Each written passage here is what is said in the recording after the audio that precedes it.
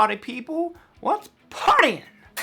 Yo, yes. Today we're gonna be busting out of them boxes. These are box breaking licks. We are, basing this out of our pentatonic scale, but the whole idea is to get us out of just playing this normal pentatonic box. I have 5 different examples here for you. If you want the tabs, those are down below. You can, of course, always snag my free guitar course, the Fretboard Decoder. 3-part series takes you through all kinds of stuff. And also, if you'd like tabs for the entire E minor pentatonic scale, that is linked down below for you as well. Just to help you out if you want to kind of like visualize where a lot of this stuff is coming from. We're going to jump into this. I got a whole bunch of different stuff. I know I was using kind of a weird effect there in the beginning. That is actually the Line 6 HX effects into the Revv with the Dan Electro. So let's go ahead and just get to the licks.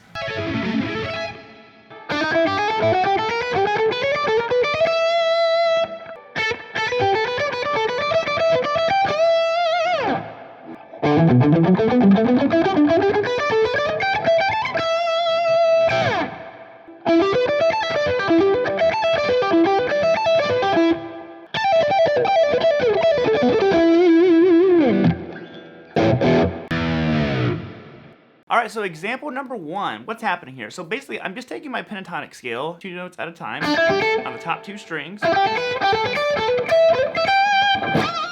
And what's happening though is I'm adding these in-between notes that we normally try to avoid playing.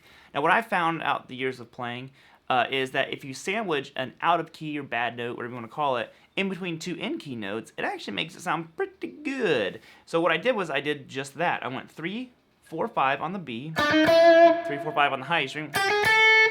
Shifting up, I'm going to go 5, 7, 8 on the B, 5, 6, 7 on the high. Then I'm going to go up here, and I'm going to go 8, 9, 10. Then I'm going to go 7, 9, 10. Okay? And finally, I go like this. I go 10, 11, 12 on the B, 10, 11, 12 on the high string. So you can see, here's our pentatonic. Oh, sorry. I just kind of filled in that space and made it a nice even 6-note grouping instead of it being that usual kind of like 2-note per string kind of thing. You use whatever fingers you want. That is example number 1. Work it, ascending, descending, work it backwards.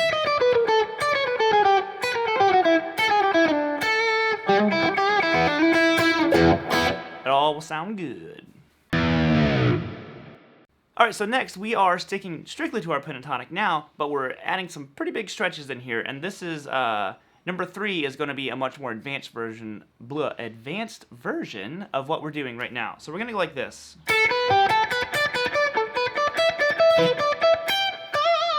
Messed up there a little bit on the end, but forget about it. So we're going to go like this. We're going to go 5, 7 on the high string, and then 8 on the B. Now I'm going to go back to the high string, and here's kind of a big stretch. It goes 5, 7, and then 10 on the high. So, okay.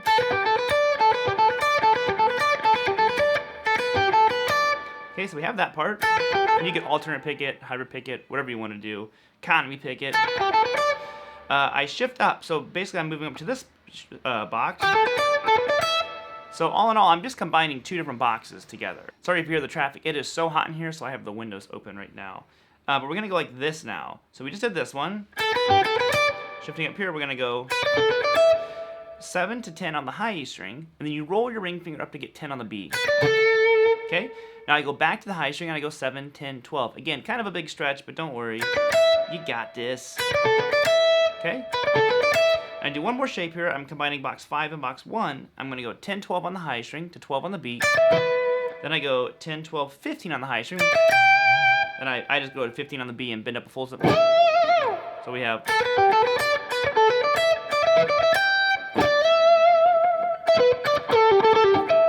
And there you have example number 2. Again, descend it if you want to. I'll have a descending one here in a minute for you. But just have fun with that one. Like I said, I like the way that sounds. It doesn't really sound pentatonic anymore. Alright, so example number 3 is a much more complicated and advanced version of number 2. I wanted to kind of ease our way into this one. So this one slow goes like this. Oh, sorry. There we have it. And I think I'm alternate picking all of that. So we start down here in box 3 of our E minor pentatonic scale. I'm going to go 5 to 7 on the A, and then roll my finger to get 7 on the low E. Now I go back to the A string, 7, 9, 10. Okay, so shifting up here now, I'm going to go 7, I'm sorry, that was 5, 7, 7. Then I shift up here, and I'm going to go 7, 9 on the D, and then 10 on the A.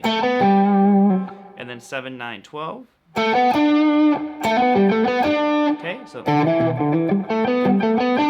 I shift up again. Now I'm combining box 5 and 1. So I'm going to go 9 to 12 on the G, roll my finger again to get 12 on the D, then I go 9, 12, 14 on the G. You can probably pick up the pattern here, what we're doing. It's really important to be able to visualize where we're at in the scale, though. That's very crucial.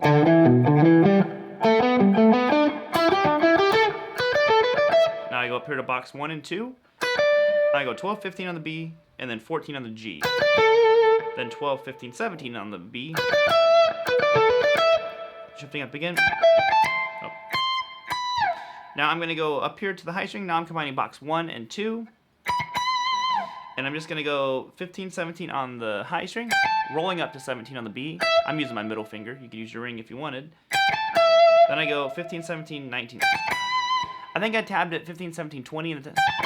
You could use either of those. If you use 20, it's not all pentatonic, but 20 will work. Don't worry about that at all. So one more time, this one goes like this. There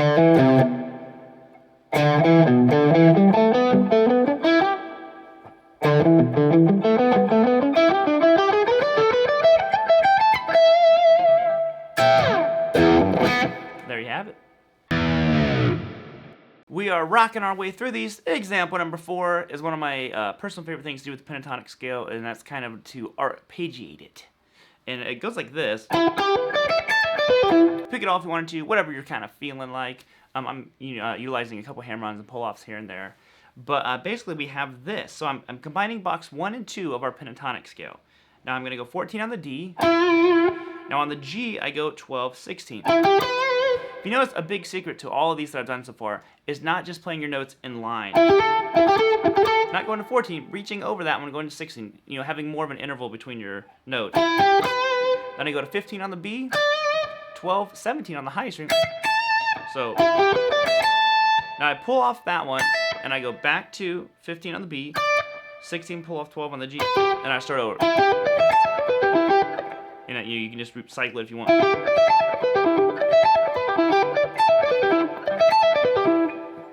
However you feel. You can even add more string. What would it be?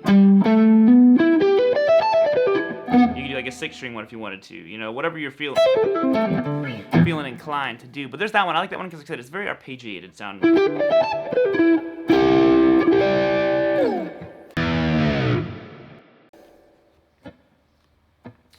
Now the final one's kind of a finger burner. We have this one going on.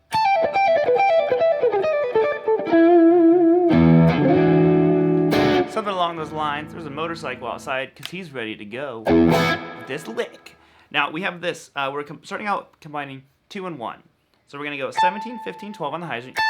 Then I go to 15 on the B. Then roll my finger down to get 15, 12 on the high string. And then same thing on the B, 15, 12. So it's really important with this one, maybe work on that first shape there, just getting that.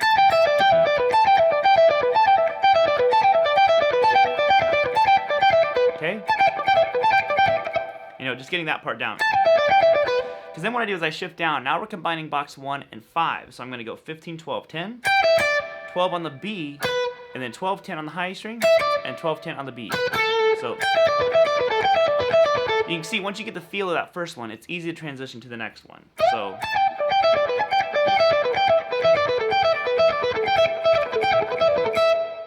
now we're shifting down again. Oh. So we're starting 12, 10, 7 on the high E string. Then I go to 10 on the B. I'm using my ring finger for this one. Roll it down to get 10, 7 on the high string. And then this one changes. The other two were all the same, but this one's going to go 10, 8. And I'm ending on 9 on the G. Just an E note, but you could keep going if you wanted to.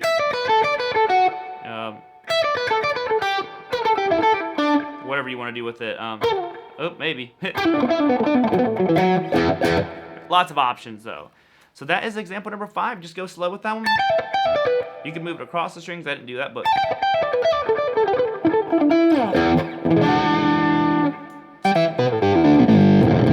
Alrighty, homies, that is gonna be it. Hope you enjoyed those 5 licks. Have you moving in and out of them pentatonic boxes, no one's even gonna know it. So if you like the tabs, like I said before, that is down below. You can get the scales, you can get the fretboard decoder, you name it, you got it, you want it, what you got. I don't even know what I'm saying anymore. So I will see you all on the flippity flop later. Peace out. Can you dig it?